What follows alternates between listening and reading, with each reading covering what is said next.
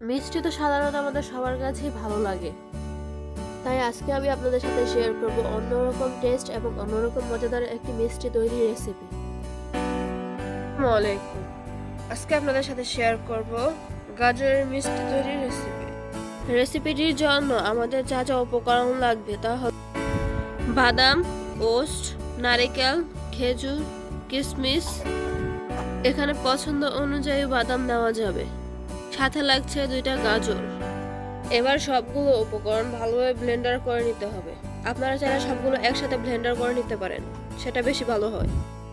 এ পর্যায়ে আমি সবকিছু একসাথে নিয়ে ভালোভাবে মিশিয়ে নেব।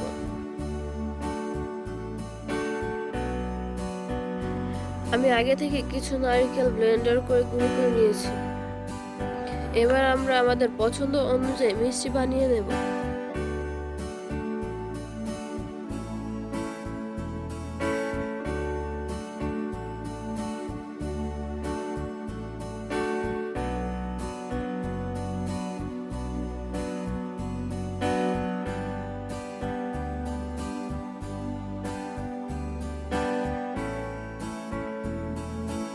তাহলে দেখতেই পাচ্ছেন, খুব অল্প উপকরণ এবং অল্প সময়ের মধ্যে তৈরি হয়ে গেল আমাদের মজাদার গাজরের মিষ্টি।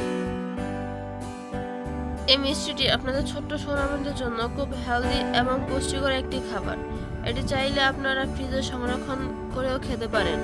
কমেন্ট সেকশনে জানাতে ভুলবেন না আমার এই মিষ্টি তৈরির রেসিপিটি আপনাদের কাছে কেমন লেগেছে।